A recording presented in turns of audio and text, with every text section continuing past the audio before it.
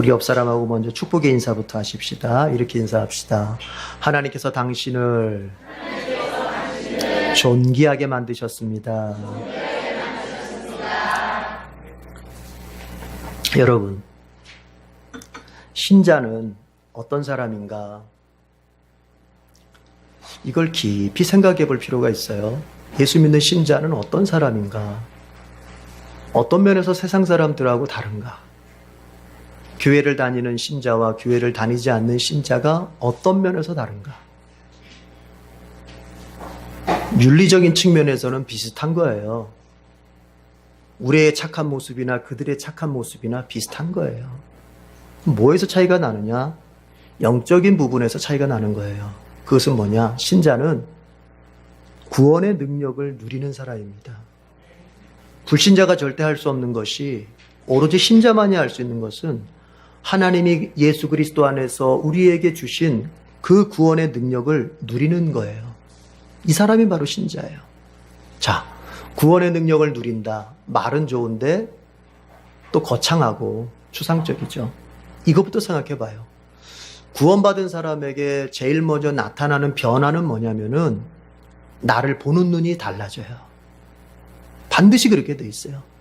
그가 성령으로 중생하고 예수 그리스도를 인격적으로 만났다면 그는 반드시 자기를 바라보는 눈이 바뀌게 돼 있어요. 그리고 자기의 인생을 바라보는 눈이 달라지게 돼 있어요. 예전 같으면은 자기의 가치에 대해서 비관적이고 부정적이었던 사람이 성령 안에서 중생하고 예수 그리스도의 십자가 은총으로 예수님을 믿게 되면 이게 바뀌어요. 어떻게 해요? 자기에 대해서 긍정적인 사람이 돼요. 자기에 대해서 절망적이었던 사람이 자기에 대해서 소망적인 사람이 되는 거예요. 자기 인생을 바라봤던 눈이 늘 부정적이고 그 마음속에 늘 비관적이었던 사람이 긍정적이고 항상 이제는 된다 하는 소망의 생각으로 바뀌게 되는 거예요. 나를 어떻게 봐요? 하나님께서 영화와 존귀의 면류관을 씌워준 사람으로 나를 다시 보게 된다고요.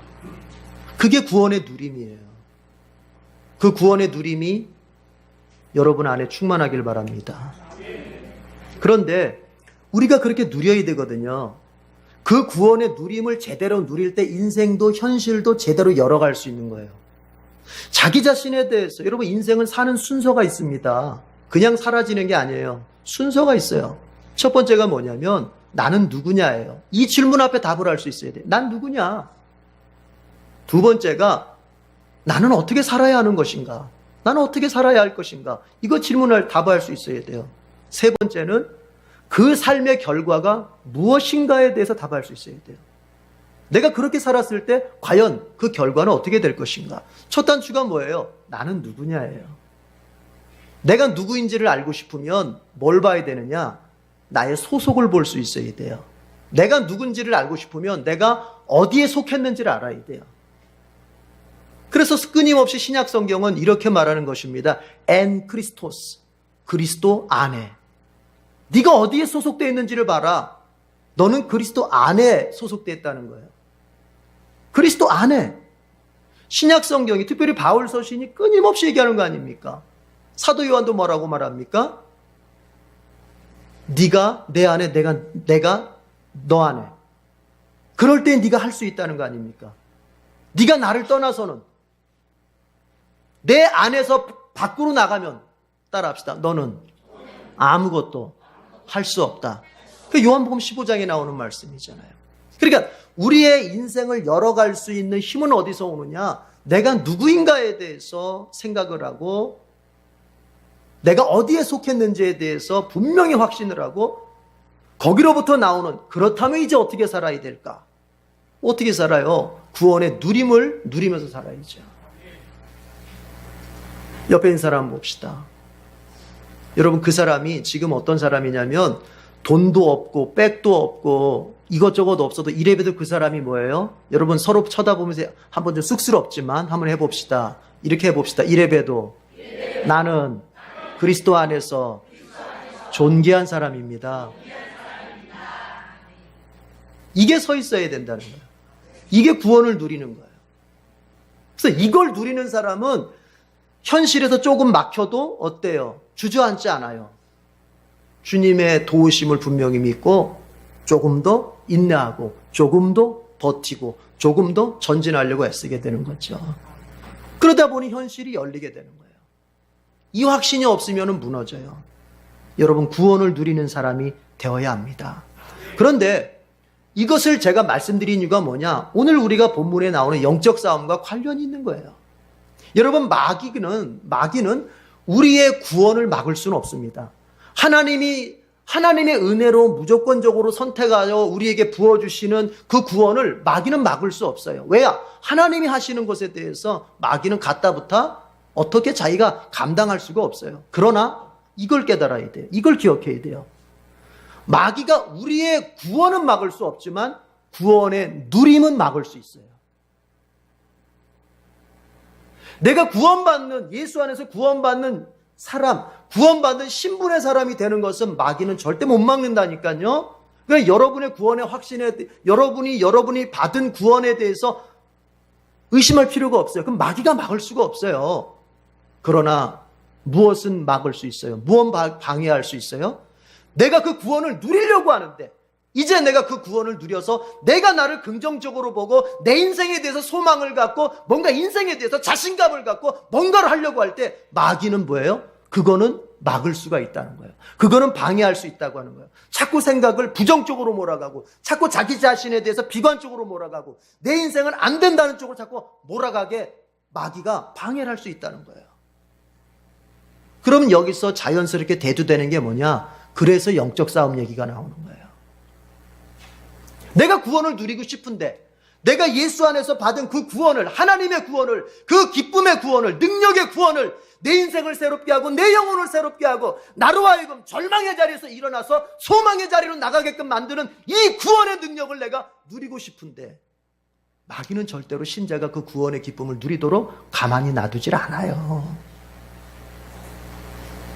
그러면 어떻게 해야 되느냐? 신자는 마귀와 싸우면서 구원의 기쁨을 누리는 거예요. 이걸 기억해야 돼요. 이걸 많이 모르더라고요. 그냥 가만히 내가 구원받았으니까 저절로 구원의 기쁨이 그렇게 되는 게 아니에요. 주님께서 우리에게 구원은 거저 주셨지만 구원의 기쁨을 누리기 위해서는 내 안에서 성령이 돕는 힘을 가지고서 마귀와 싸움을 해야 되는 거예요. 이걸 기억해야 됩니다. 이게 영적인 원리예요. 여러분의 인생이 왜 절망적인 줄 아세요? 여러분이 구원의 기쁨을 누리지 못해서 그런 거예요. 그러면 왜 구원의 기쁨을 누리지 못하는 줄 아세요? 싸워야 할 마귀와 싸움을 안 하기 때문에 그런 거예요. 안 하기 때문에. 싸워야 할 마귀와 싸움을 하지 않고 마귀야 나랑 친구하자, 친구야 하거나 아니면은 마귀한테 마귀한테 기어 들어가서 나는 네 종이니까 그냥 나 괴롭히지 마. 그런다고 안 괴롭힙니까? 타협하는 거죠. 그러니까 내 인생이 자꾸 막히는. 싸워서 이겨야 되는데 따라합시다. 싸워서 이겨야 현실이 풀린다. 한번 물어봅시다. 믿으십니까? 믿으세요? 정말이에요. 그래서 사도 바울이 그리스도인의 구원의 누림에 대한 새 생활에 대한 얘기를 하면서 이제 마지막에 뭐예요? 영적 싸움에 대한 얘기를 하고 영적 싸움을 잘 싸우려면 이런 것들이 필요하다. 진리의 허리띠, 완전 무장을 해야 되는데 진리의 허리띠. 뭐라 그랬어요? 진지하게 신앙생활 하자 그랬죠? 진실하고 진지하게 신앙. 대충 건성건성 놀듯이 무슨 레저하듯이 신앙생활 하지 말고 전심을 다해서 진지하게 내 생명 다루듯이. 여러분 세상에 나가서 돈 버는 일에 얼마나 우리가 진지합니까?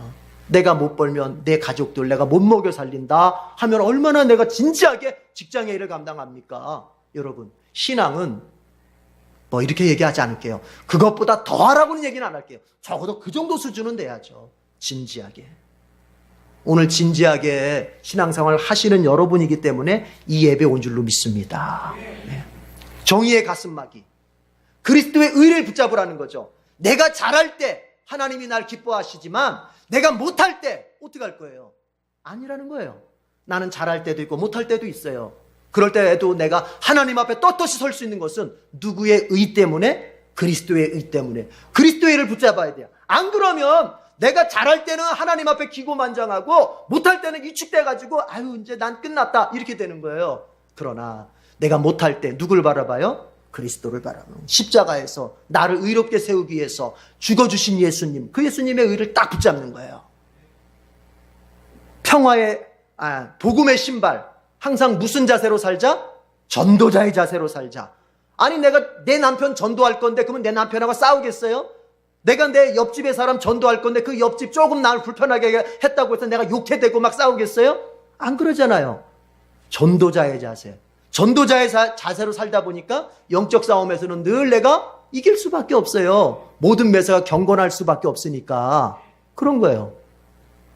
그 다음에 뭐가 있었습니까? 믿음의 방패가 있었잖아요. 믿음의 방패. 내 인생 전체를 가리울 수 있는 방패, 그건 뭐다? 믿음이다. 여러분이 지금 인생을 살면서 너무 아프고 너무 힘들고 너무 고달퍼서 아휴 참 사는 게 왜 이래 하면서 그냥 인생을 놔버리는 그 이유는 다른 게 아닙니다. 환경이 힘들어서도 원인일 수 있죠. 그러나 그 환경을 이겨낼 수 있는 뭐가 없어서? 믿음이 없어서 그런 거예요. 믿음이 없어서. 믿음이 없어서. 히브리서가 뭐라고 말합니까? 그리스도께서는 십자가를 참았다는 거예요. 어떻게 참았냐? 이 십자가 뒤에 부활이 있음을, 하나님께서 부활을 시킬 것을 믿었기 때문에 십자가를 참을 수 있었다는 거예요. 믿음이 있을 때 십자가도 참는 거예요. 믿음이 있을 때 고난도 내가 감당하는 거예요. 지난주에 얘기했습니다. 여러분, 의지로 되는 게 아니라 그랬어요. 뭐로 돼요? 믿음으로 되는 거예요. 믿음을 살펴봐요. 왜 이렇게 나는 의지가 없지 이러지 말고 왜 이렇게 나는 믿음이 없지 이렇게 가야 되는 거예요. 믿음이 있으면, 믿음은 나의 방패가 되어서, 내 인생의 방패가 되어서 마귀가 쏘아대는 불화살, 인생에 쏘아대는 고난의 불화살, 모든 것의 결핍의 불화살, 나에 대해서 내 자존감을 짓누르고 나를 갖다가 박살내려고 하는 모든 위협의 불화살들을 다 막아낼 수 있어요. 저는 지금 여러분 앞에 SF 소설 쓰는 게 아니에요. 말장난하는 게 아니에요. 믿음을 가져보세요. 이깁니다. 아시겠어요? 근데 믿음은요, 믿음이 있으면 어른이나 애나 똑같아요. 제가 믿음 얘기하니까 한 가지 지금 생각나는 얘기가 있어요. 제가 우리 집사람한테 전해 들었어요.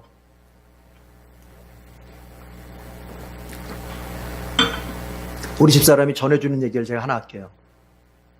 우리 주일학교 아이 중에, 제 이름은 뭐 되지 않을게요. 우리 주일학교 아이 중에 지난번 그 수요일날, 우리 수요일날 여기서 어른들은 여기 수요예배 드리잖아요. 바이블투 하잖아요. 아이들이 이제 우리 집사람이 수요예배실에서 이제 아이들 같이 예배 드리고, 아이들 예배 드리고.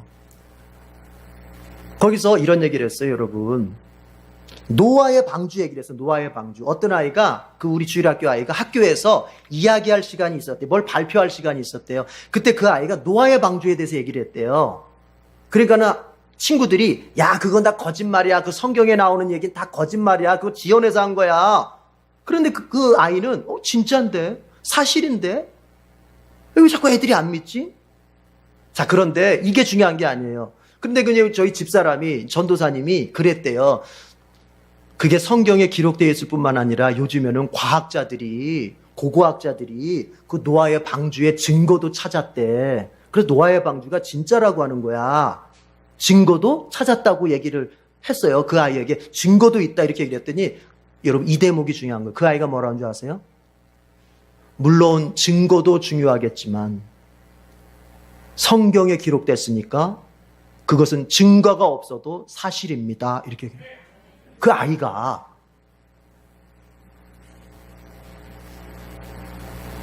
정 집사님은 믿음 좋은 딸을 두셔서 좋겠네요. 그 아이가 그랬다는 거예요. 증거가 있고 없고를 떠나서 하나님의 말씀, 성경에 기록됐으면 그것은 사실이고 그건 진실이라는 거예요. 여러분, 제가 늘 여러분 이런 얘기했어요. 여러분 성경학교 가까웠을 때 이런 얘기했어요. 영혼은 아이의 영혼이나 어른의 영혼이나 다르지 않다고 그랬어요. 아이의 영혼일지라도 믿음이 있으면 믿음의 말을 하게 되는 거예요. 하나님을 정말 믿으면 그게 벌써 다른 거예요. 영혼은 구원받은 영혼과 구원받지 못한 영혼이 다른 거예요. 여러분, 믿음을 가지십시오. 여러분이 믿음을 가지고 있으면 절대로 마귀는 여러분 이길 수 없어요. 자, 구원의 투구가 있었죠. 머리다 쓰는 투구입니다. 팔다리 잘려지는 거는 아플 뿐이지만 살아요. 머리가 잘리면 이건 아픈 게 아니라 죽어요. 끝나는 거예요. 그래서 투구, 구원의 투구를 쓰는데 뭘 확실히 가져야 된다? 구원의 확신을 가져야 된다. 어느 형편, 어떤 상황에서도 뭘 놓치면 안 된다? 구원의 확신을 놓치면 안 된다. 하나님 예수 안에서 나 구원하셨다. 하나님 예수 안에서 나를 사랑하신다. 하나님 예수 안에서 나를 공급하신다. 하나님 예수 안에서 나를 책임지신다. 하나님 예수 안에서 영원까지 나를 인도하신다. 이 구원받음에 대한 확신이 약해지면 안 돼요. 붙들어야 돼요. 붙들어야 돼요. 심지어 뭐라 그랬어요? 내가 영적 싸움에서 질 때도, 내가 영적 싸움에서 질 때도 있을 텐데, 내가 영적 싸움에 질 때조차도 하나님 여전히 날 사랑하시고 하나님 여전히 나 책임지신다. 이 믿음이 흔들리면 안 돼요. 그리고 나서 오늘 17절 보십시다. 하나님의 성령의 검, 곧 하나님의 말씀을 받으십시오. 성령의 검입니다. 여러분, 앞에서 얘기했던 모든 도구들이, 장비들이, 무기들이 방패, 즉 방어의 무기였다면 이상하게 바울은 여기서 딱 잘라서 말하기를 검을 이야기합니다. 이것은 공격형 무기예요. 우리가 마귀에 대해서 방어할 수 있는 무기들이 많이 있는데 유일하게 마귀를 찔러서 죽일 수 있고 마귀를 찔러서 내쫓을 수 있고 마귀를 찔러서 넘어뜨릴 수 있는 공격형 무기는 뭐냐? 하나님의 말씀이라는 거예요. 신자가 하나님의 말씀을 알고 신자가 하나님의 말씀을 믿고 신자가 하나님의 말씀을 붙잡을 때에야 마귀는 절대로 나를 이길 수 없고 내가 마귀를 이길 수 있게 되는 거예요. 여러분, 예수님께서 이제 사역을 시작하는 초기에 금식을 하신 다음에 40일 금식하신 다음에 곧바로 뭐라 하시냐면은 시험 받으시거든요. 테스트 받으시거든요. 마귀가 와서 테스트를 해요. 이 돌덩이를 가지고 떡을 만들어라. 너 배고프지 않니? 40일 굶었으면 얼마나 배고파. 이 돌덩이 떡으로 만들어서 먹어라. 그때 예수님께서 뭐라고 이기십니까? 사람이 떡으로만 사는 것이 아니고 하나님의 입에서 나오는 말씀으로 산다. 신명기 8장의 말씀을 가지고 마귀를 대적하시오. 그렇죠? 마찬가지예요. 너 성전 높은 데 올라가서 너 꼭대기에서 뛰어내려봐라. 네가 하나님의 아들이면 하나님이 널 붙잡아줘서 너 발이 돌멩이에 닿지 않도록 하나님이 너를 붙잡아 주실 거 아니냐? 그때 뭐라고 말합니까? 너희 하나님을 시험하지 말라 그랬다. 어디에? 성경에 신명기 말씀. 예수님께서 마귀를 공격할 때 뭐로 공격하셨어요? 말씀으로 공격하시는 거예요. 마귀를 내쫓을 수 있는 유일한 무기는 여러분 말씀밖에 없는 거예요. 말씀밖에. 그래서 성경을 읽고 성경을 배우고 성경을 늘 내가 마음에 묵상하면서 내가 성경의 사람이 될 수 있어야 돼요. 다른 건 못 이깁니다. 여러분, 다른 것 가지고 마귀는 쫓아나지 않아요. 우리가 사도행전을 보면은 스게와의 아들들이 여러분 귀신 내쫓는 사람이에요. 그 사람들이 귀신 내쫓는 사람들. 그런데 어느 날 바울이 귀신 내쫓았어요. 그랬더니 이 아들들도 7명의 스게와의 그 아들들도 이제 귀신 내쫓겠다고 합니다. 그랬더니 그 마귀가 와서 뭐라는 줄 아세요? 야, 내가 예수도 알고 바울은 아는데 네 놈들은 누구야? 하면서 오히려 마귀가 그 스게와의 아들들을 붙잡고 오히려 마귀가 이겼어요. 여러분, 말씀이 없으면 내가 마귀를 공격했다가 오히려 역습을 당하는 거예요. 그게 무슨 얘기냐면 내 안에 말씀이 없으면 뭔가 그냥 주님 앞에 기도 열심히 했어. 기도를 열심히 했는데 이게 내가 원하는 대로 이게 안 돼. 이게 마귀의 역습이거든요. 이게 마귀 역습하는 거거든요. 그 순간이. 뭔가 내가 원하는 대로 기도가 이게 응답이 됐어야 되는데 하나님께서 뜻이 있어서 잠시 잠깐 응답을 뒤로 연기시킨다든지 아니면 다른 어떤 모양새로 내게 응답을 하실 텐데 마귀는 그 틈을 이용해서 역습합니다. 야, 하나님 앞에 기도하면 된다고 그러는데 왜 안 돼? 너 안 되나 보다, 야. 이게 역습이거든요. 마귀의 역습. 그러면 내 안에 말씀이 없으면 어떻게 돼요? 마귀한테 속아요. 그래서 어떻게 돼요? 맞아. 하나님은 틀리고 마귀는 맞다. 에이, 때려치자. 이렇게 되는 거예요. 그러나 내 안에 하나님의 말씀이 있으면, 하나님의 말씀으로 가득 차 있으면, 기도라고 하는 것에 대한 하나님의 말씀으로, 기도 응답이라고 하는 것에 하나님의 말씀으로 가득 차 있으면, 여러분, 마귀가 나를 이렇게 왜곡시키고 저렇게 왜곡시켜도 내가 속지를 않아요. 성경을 읽길 바랍니다. 아니, 성경 열심히 읽자고 번역도 쉬운 거로 바꿨잖아요. 열심히. 또 성경을 배우는 자리에 항상 기쁜 마음으로 달려오셔야 돼요. 우리 수요일 날 바이블 토 민수기 새롭게 시작해요. 저는 민수기라는 성경을 참 좋아합니다. 왜냐하면 여러분, 민수기는 다른 게 아니고 우리의 인생을 얘기하거든요. 정말로. 성경이 다 그렇지만 광야를 지나가는 이스라엘 백성, 우리의 인생이 광야를 지나가는 현실 아닙니까? 그때 이스라엘 백성들이 어떻게 할 때 잘 되고 어떻게 할 때 안 되더라. 그 민수기에서 알려주는 건데, 그런 걸 성경을 읽고 그런 걸 배워서 나도 그대로 쓸 때 내가 이 현실의 삶에서 이길 수 있거든요. 여러분, 성경은 말합니다. 성령의 검을 가져라. 성령의 검. 그래야 마귀를 물리칠 수 있다. 그런데 그 성령의 검은 아주 친절하게 설명해 줍니다. 성령의 검은 달리 말하면 뭐다? 하나님의 말씀이다. 이걸 또 달리 말하면 뭐다? 성경이다. 성경. 그래서 이 신자는 성경을 가까이 해야 돼요. 성경을. 하루에 몇 장씩이라도 꼭 성경을 읽어야 돼요. 그리고 그 말씀 속에서 내가 다 기억할 수 없다 할 것 같아도 한 가지만이라도 딱 붙잡고 내가 오늘을 한번 살아보자, 이렇게 나가야 돼요.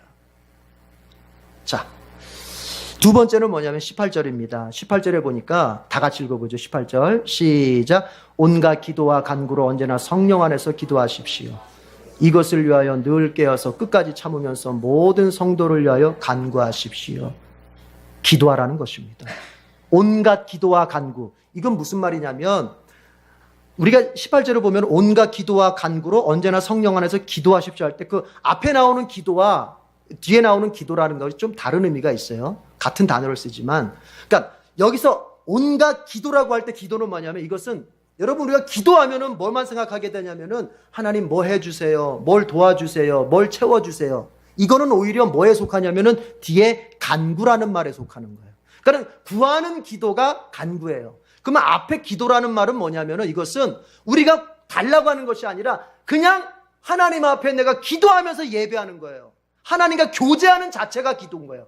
교제하는 자체가. 꼭 주님 앞에 뭔가를 요구하지 않아도 그냥 내가 주님 앞에 내가 주님 앞에 시간 내서 무릎 꿇고 나아가면서 찬송하면서 주님 앞에 교제하려고 하는 그 시간 자체가 뭐예요? 그게 기도예요, 기도. 지금 바울은 그 얘기하는 거예요. 그러니까 이렇게 생각합시다.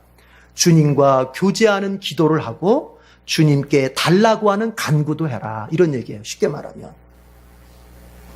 자, 보십시오. 매튜엘리라고 하는 주석가가 이 부분을 주석할 때 이렇게 얘기합니다. 이 기도라고 하는 것이 정말 중요하다. 왜 그러냐?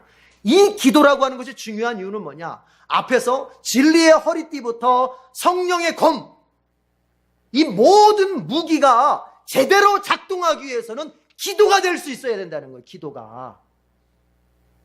앞에서 바울이 얘기했던 6가지의 그 모든 무기가 제대로 기능을 발휘하고 제대로 작동하기 위해서는 뭐 하는 사람일 수 있어야 한다? 기도하는 사람일 수 있어야 된다는 거예요. 기도 안 하고서는 믿음의 방패도 없고, 기도 안 하고서는 말씀의 검도 없고, 기도 안 하고서는 진리의 허리띠도 없고, 가슴막이도 없고, 전도자의 자세, 복음의 신발도 없는 거예요.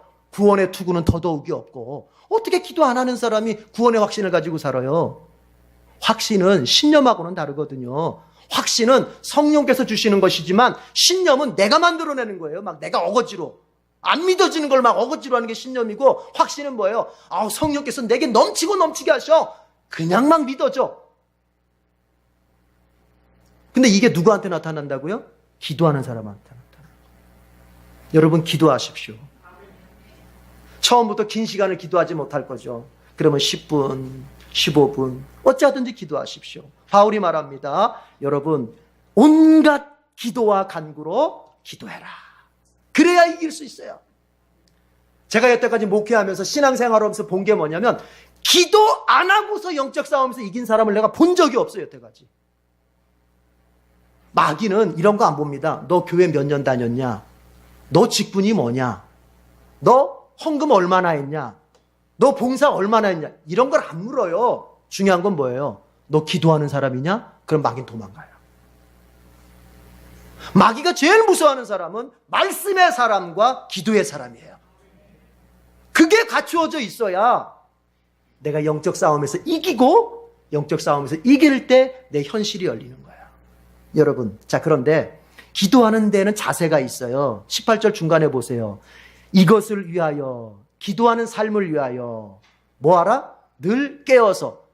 여러분, 잠 좀 적당히 주무세요. 우리 이거 문자 그대로 믿읍시다. 문자 그대로.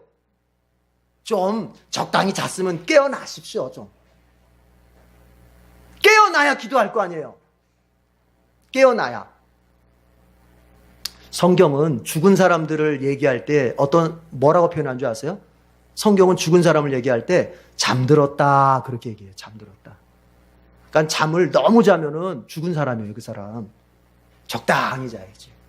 적당히. 그리고 나머지 시간은 뭐예요? 기도해야죠. 기도해야죠. 바울의 말대로 쉬지 말고 기도해야죠. 제가 제 친구 만나러 갔더니 쉬지 말고 기도하라는데 그거 어떻게 할 수 있는 거야?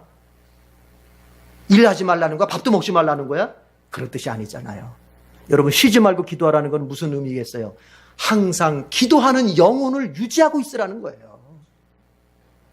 내가 직장일 하면서도 영혼은 뭐예요? 기도의 마음가짐을 가지고 일하는 거예요. 순간순간 주여. 뭐 긴 얘기 안 해도 주님. 여러분의 우리 여기 청소년도 있어요. 공부할 때도 뭐예요? 주님 도와주세요. 어려운 일 만났을 때 뭐예요? 즉각적으로 재수 되게 없네. 이게 아니라 뭐예요? 주님 도와주세요. 항상 기도의 준비태세, 기도할 수 있는 영혼, 그냥 쿡 찔르면은 기도가 그냥 나오는 이런 영혼의 상태를 유지하라는 거죠. 그게 바로 바울은 그걸 가리켜서 쉬지 말고 기도해라 그렇게 한 거예요. 여러분, 여러분의 영혼이 잘 생각해봐. 여러분의 영혼이 기도하는 영혼인지 아니면은 잠들어 있는 영혼인지 잘 생각해봐요. 쿡 찔러 보면은 코 고는 소리만 나면 안 되잖아요. 쿡 찔러도 반응이 없어. 안 되잖아요. 그냥 쿡 찔르면 그냥 기도가. 그럴 때 우리가 영적으로 이길 수 있는 겁니다. 또 하나는 뭐냐? 깨어있을 뿐만 아니라 뭐라고요? 끝까지 참으면서 그래서. 좀 인내심 좀 가져요. 아니 그 기도 며칠 해놓고 안 됐다고. 목사님 40일 했어요. 40일이 길어? 40일이 기냐고. 아브라함은 10년 15년 기다렸어요. 여러분, 왜 이렇게 인생을 초급하게 살아요? 주님께서 우리에게 책임져 주마 약속하셨으면 오늘이 아니면 내일 책임져 주시겠지. 내일이 아니면 그 다음날 책임져 주시겠지. 올해가 아니면 내년에 책임져 주시겠지. 뭐 이럴 수 없나요? 그게 믿음이잖아요. 하나님한테 뭔가를 뺏어내는 게 믿음이에요? 아니에요. 하나님이 나를 채워주실 때까지 기다릴 줄 아는 게 믿음이죠. 그러기 위해서 뭐가 필요해요? 끝까지 참으면서. 어떤 사람들은 기도는 해. 그런데 기도하다가 제가 흥분하면 또 소리가 올라가니까 차분하게. 여러분, 기도하면서 시험 드는 사람도 봤어요. 제가 기도하면서 시험 드는 사람. 오히려 그 사람은 기도했기 때문에 시험 들어. 왜 그렇게 되는 거죠? 뭐가 결여되어 있기 때문에. 기도는 했는데 뭐가요? 끝까지 참으면서 기도해야 돼. 이게 없는 거예요. 기도하면서 왜 시험 들어요? 주님이 책임져 주실 것을 믿습니까? 그러면 기다려보세요. 우리 주님은 정확한 때에 오십니다. 우리 주님은 두 손에 가득 들고 반드시 오십니다. 조금만 참으시면 돼요. 그래서 기도할 때 두 가지 자세 잊지 마세요. 깨어 있어야 돼요. 빌 하이벨스 목사님, 윌로우 크릭, 미국의 윌로우 아주 유명한 교회잖아요. 그렇죠? 윌로우 크릭 처치, 그 교회의 빌 하이벨스 목사님은요, 이런 얘기도 하더라고요. 자기는 10시에서 12시 사이, 오전 10시에서 12시 사이에 2시간 정도를 기도를 한대요. 그래서 왜 그때 하세요? 그러니까 자기는 그때가 정신이 제일 맑을 때래요. 오전 10시에서 12시가 하루를 지내봤더니 오전 10시에서 12시가 자기는 정신이 제일 맑을 때가 언젠가 봤더니 그때래요. 그래서 자기는 정신이 제일 맑을 때 그때 하나님 앞에 기도한다는 거예요. 무슨 얘기입니까? 깨어 기도할 때 여러분, 내 기도가 가장 맑은 정신의 기도가 될 수 있어야 돼요. 자칫 잘못하면은 반은 졸고 반은 이렇게 기도하면 안 돼요. 그럼 내가 뭘 기도했는지도 모르고 내 정신이 맑을 때. 그래서 여러분 참 무당들한테 배워야 돼요. 누구한테 배워요? 왜 웃으세요? 배울 건 배워야죠. 무당들한테 배워야 돼요. 여러분 무당들이 구슬을 언제 하는지 아십니까? 보통 새벽 2시에서 4시 사이에 보통 해요. 왜냐? 그들에 의하자면은 저도 제가 옛날에 무술을 할 때 우리 관장님이 그랬어요. 중국 무술을 정말 잘하고 싶으면 공동묘지에 가가지고 새벽 2시에서 3시 사이에 공동묘지에 가서 무술을 연마해야 된대요. 왜? 그래야 귀신하고 이렇게 막 한대요, 그게. 그 사람들이 생각할 때는 2시에서 4시 사이가 귀신들의 활동이 가장 활발할 때라고 생각을 해요. 그래서 그들은 그때 이제 말하자면 제사를 드리는데 여러분 그때 어떻게 합니까? 그들은요, 한겨울에도 어떻게 해요? 찬물로 목욕제기 다 하고, 그죠? 찬물로 목욕제기 다 하고, 그리고 지성으로 빌기 시작하는 거예요. 아니, 없는 신에다가도 빌기를 할 때 찬물로 목욕을 해서 정신을 바짝 차려가지고 빌기를 몇 시간씩 하는데, 우리가 하나님 앞에 기도할 때 어떻게 해요? 이제부터 기도하기 전에 화장실 가서 찬물로 목욕하고 와서 기도하세요.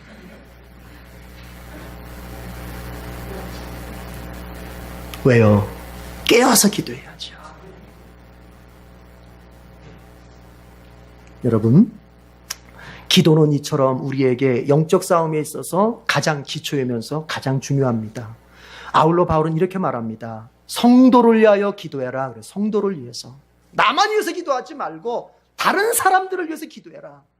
여러분, 이렇습니다. 보십시오.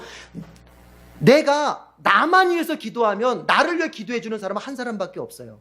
그러나 온 성도가 서로를 위해서 기도해 주면 나를 위해 기도해 주는 사람이 엄청나게 많은 거예요. 주님은 그 원리를 아는 거예요. 하나님은 그 원리를 아시는 거예요. 아시겠습니까? 그래서 서로가 서로를 위해서 기도해 줄 때 나를 위해 기도해 주는 사람이 더 많아지는 이 원리를 이용해서 주님은 성도를 위해서, 모든 성도를 위해 기도해라.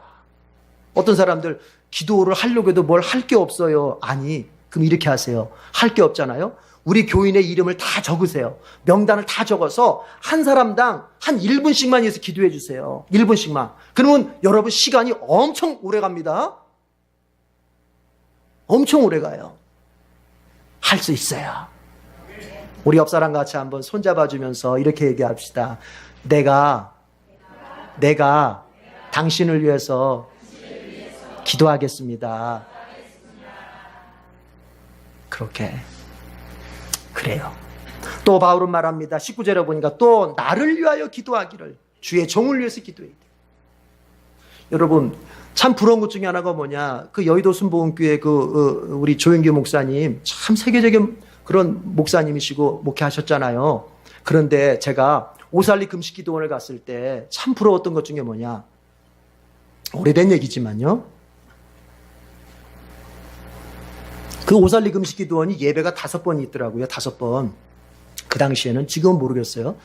예배가 5번인데 인도하시는 목사님이 딱 나오자마자 기도를 시키잖아요. 통성기도를 시켜요. 통성기도는 순복음교회 얼마나 잘합니까? 정말 뜨겁잖아요. 막 통성기도 시키는데 제일 첫 번째 기도 제목이 뭔지 아세요? 우리 담임 목사님 조영계 목사님을 위해서 기도. 아이고, 오살리는 국제금식기도원이거든요. 얼마나 사람이 많아요. 그 많은 사람들이 다 여의도 교인이 아니잖아요. 다들 아닌 사람도 있잖아요. 그래도 다 뭐예요? 그 시간에 누굴 위해서 기도해요? 조용기 목사님께서 기도하는 거예요. 그런데 어떻게 세계적인 인물이 안 돼요? 여러분은 여러분의 목사를 위해서 얼마나 기도하세요? 제가 세계적인 인물이 되는 게 배 아프십니까? 아니, 제가 세계적인 인물이 되면 여러분도 영광스럽잖아요. 저를 위해서 기도해 주십시오. 여러분, 왜 그러느냐? 제가 부족한 점이 너무 많거든요. 내가 부족한 점이 너무 많은데 여러분의 기도로 목사는 그 부족함을 이기고 가게 되거든요. 그래서 여러분들이 바울이 말합니다. 나를 위해서 기도해달라. 저를 위해서 기도해 주십시오. 자, 여러분 우리 3주에 걸쳐서 영적 싸움에 대한 얘기를 했으면 오늘 성찬이 있어서 여기서 마치려고 하는데 이제 여러분들은 구원받은 사람들이기 때문에 영적 싸움을 누구나 싸우게 됩니다. 그 싸움에서 이길 때만 여러분은 구원의 기쁨과 구원의 능력과 구원의 소망을 누리게 됩니다. 바울은 말했습니다. 이러이러한 무기들이 있다. 여러분 꼭 이 무기들을 완전 무장하십시오. 그래서 여러분 영적 싸움에서 승리하십시오. 그래서 구원의 기쁨을 현실에서 꼭 누리십시오. 기도하겠습니다. 하나님 아버지, 우리에게 주신 구원의 능력을 누리기 위해서 우리가 마귀와의 영적 싸움을 해야 된다고 하는 사실을 깨달았습니다. 그러나 주님 생각해 보면 마귀와의 영적 싸움은 결국 나 자신과의 싸움이라고 생각합니다. 마귀는 나의 부패성을 자극합니다. 아직도 부활의 몸을 입지 못해서 영적으로 부패해 있는 나의 그 오염된 부패성을 자극함으로써 나로 하여금 내 욕망에 사로잡혀 살게 만들기 때문에 결국 영적 싸움은 마귀와의 싸움이면서 동시에 나의 부패성과의 싸움임을 우리가 주님 기억하게 해주시옵소서. 그래서 항상 말씀으로 어찌 살아야 할지 인생의 방향을 보게 하시고 기도로 성령의 능력을 덧입어서 내가 마귀와 싸워 나 자신과 싸워 하나님 앞에 더욱더 존귀하게 서가는 거룩한 성도들 되게 해 주옵소서. 저들의 현실이 막혀 있습니까? 주님, 그것이 영적 싸움과 관계가 없는 것이 아니라 관계가 있음을 확신하고 영적 싸움에서 이겨 저들의 현실의 길도 활짝 열리는 복된 성도들 되게 해 주옵소서. 예수님의 이름으로 기도드립니다. 아멘.